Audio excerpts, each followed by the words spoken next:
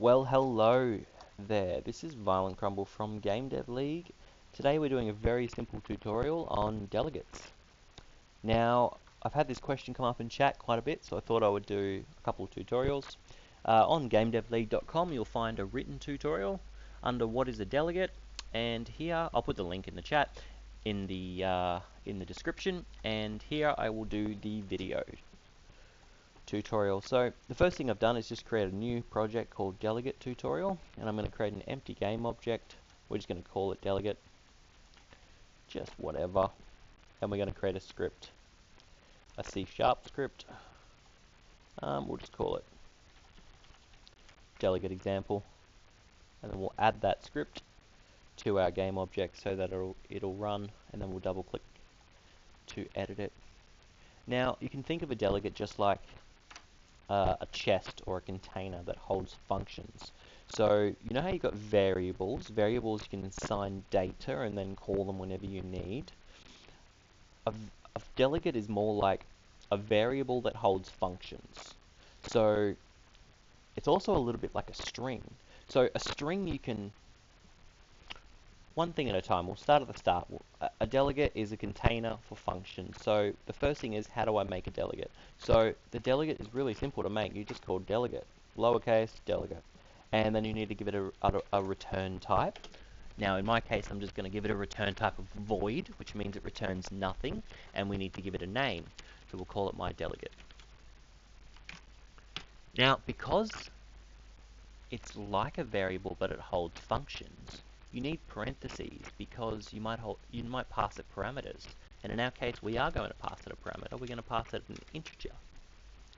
Now it's very important that when you make your delegate, any function you put inside this chest has to be the same, meaning it has to have the same return type and the same number of params, and they need to be the right params.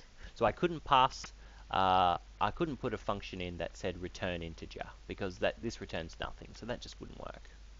Now that we've created it, we need to assign a member variable. So we call my delegate, which is using the same name, and then we're going to give it a name. I like to do my naming convention like this, and I don't like why VS always has to add private to everything, but it does. So now that we've got the delegate created, it's an empty container. So let's make some functions. So the first function is going to be a very simple print it function. It's going to take an integer and it's going to print that result in the chat. Number. The next function, because it's no fun if we just did one function, is going to be called double it. And I'll bet you can guess what this one is going to do. If you guessed give me $1 million, you are wrong. It is just going to double the number that we pass to it and print it in console. How easy is that? Now we have two functions. So as you know, if we wanted to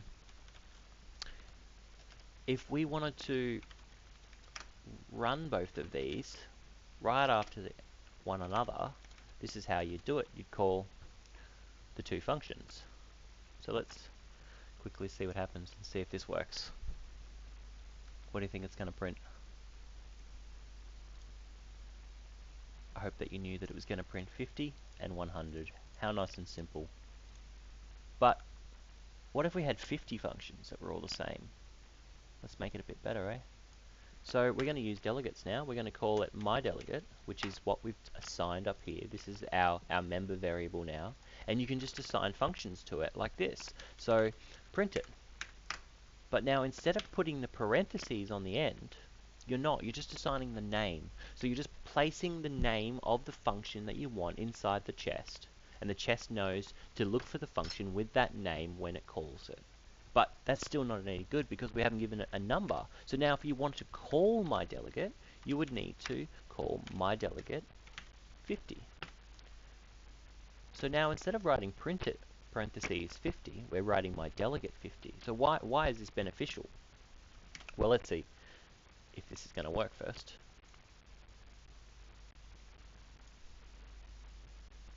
Oops. Yep, 50. There we go. So that's just another way to call it. What about if we do this? My delegate equals double it. Whoops.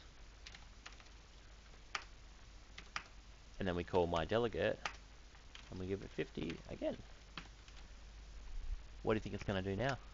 I've assigned it to this one, and then I've assigned it to this one, all in start. What do you reckon? Only one way to find out.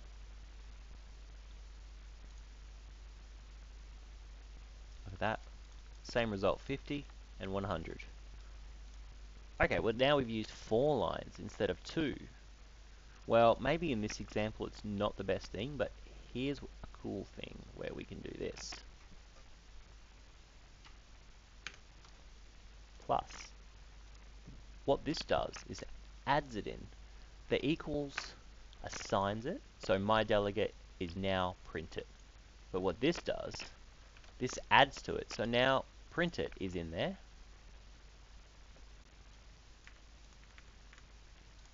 Also, double it is now in there. Now we could add any number of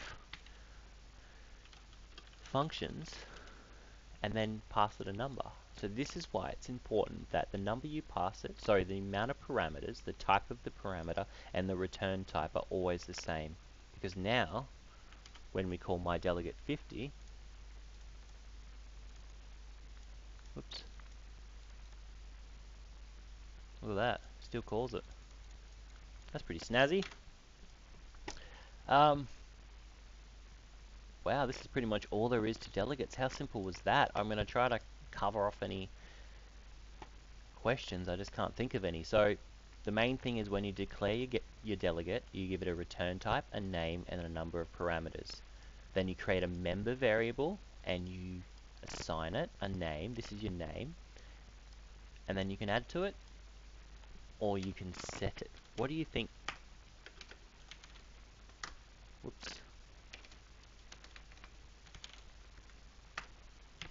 What do you think this is going to do?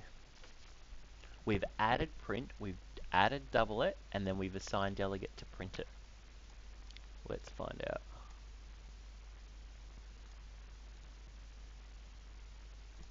Look at that, it's only printed 1. So we've just gotten rid of those 2 functions and replaced it. So it's almost like a string. A string you can add to as many as you like and then just overwrite it. So wow, delegates are pretty cool, right?